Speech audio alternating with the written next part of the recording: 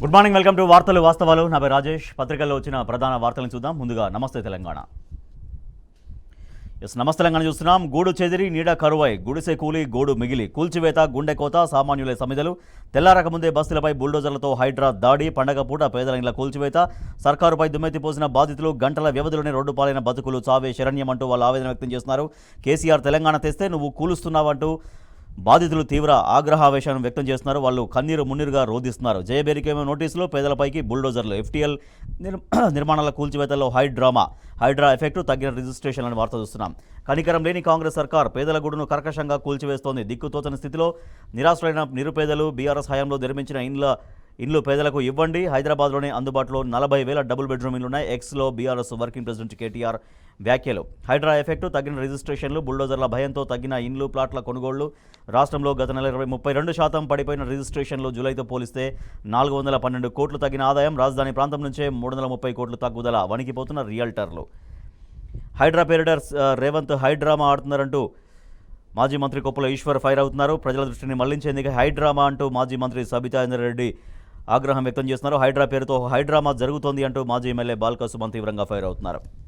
రేవంత్ పాలన యమ పాశం. 9 నెలల్లో 470 మంది రైతుల ఆత్మహత్య. మాఫీ చేయనప్పుడు పదవులు ఎందుకు అంటూ హరీష్ రావు ప్రశ్నిస్తున్నారు. రైతు రుణమాఫీ ఎగవేసేందుకు 31 సాకులు. రేషన్ కార్డు లింకు లేదని అసెంబ్లీలో చెప్పారు. సురేందర్ రెడ్డి ఆత్మహత్యతో లింకు నిరూపితం. ఆంక్షలతో కుటుంబ బంధాల్లో చిచ్చు పెట్టారు. అవివాహితులకు రుణమాఫీ చేయడం లేదు.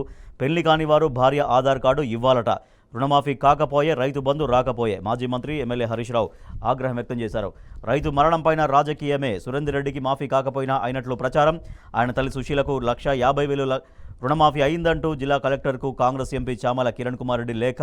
సుశీలకు రుణమాఫీ కాలేదని పేర్కొన్న బ్యాంకు అధికారులు నిజమేనని ధృవీకరించిన జిల్లా వ్యవసాయ అధికారి. సీఎం మంత్రుల మధ్య సమన్వయం లేదు, అర్థం లేకుండా కాంగ్రెస్ పాలన అంటూ మాజీ మంత్రి జగదీష్ రెడ్డి ఫైర్ అయ్యారు.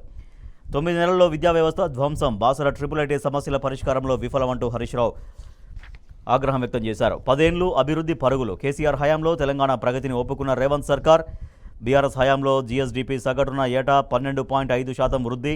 భారత ఐటీ రంగానికి కేంద్రంగా మారిన తెలంగాణ రాష్ట్రం. గణనీయంగా పెరిగిన సాగు విస్తీర్ణం, పంటల ఉత్పత్తి. ఏఐ గ్లోబల్ సమ్మిట్లో తెలంగాణ గ్రోత్ స్టోరీ నివేదికలో వెల్లడి. గాలి స్వచ్ఛతలో నల్గొండకు కేంద్ర అవార్డు లభించింది. కాళోజీ ముంగిట పోలీసు జులుం. హనుమకొండ కాళోజీ కళాక్షేత్రం సందర్శనకు వెళ్లిన బీఆర్ఎస్ నేతలతో పోలీసుల దురుసు ప్రవర్తన. వినయ్ భాస్కర్తో సుబేదారి పోలీసుల వాగ్వాదం. ముఖ్యమంత్రి నేటి వరంగల్ పర్యటన వాయిదా. పచ్చటాకుపై కాలుష్యం పడగా ఇప్పటికే పొల్యూషన్ కోరల్లో విలవిల్లాడుతున్న సంగారెడ్డి ప్రాంతం. కాలుష్య జలాలు తాగి మృత్యువాత పడుతున్న బర్రెలు చేపలు. న్యాల్కల్కు ఫార్మసిటీ రాకతో మరింత పొంచి ఉన్న ప్రమాదం. కేంద్ర మంత్రి కిషన్ రెడ్డిని అడ్డుకున్న మహిళలు. ఖమ్మంలో వరద బాధిత ప్రభావిత ప్రాంతాల్లో వెళ్ళినటువంటి ఆయనను అడ్డుకున్నారు అక్కడ స్థానిక ప్రజలు.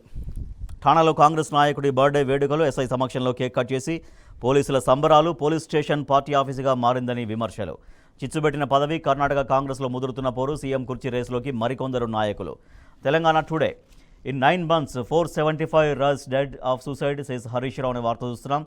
Bangladesh to take steps at extradite Hasina అని మరొక వార్త చూస్తున్నాం. హైడ్రా డ్రైవ్ స్పార్క్స్ టెన్షన్ అని మరొక వార్త చూడొచ్చు.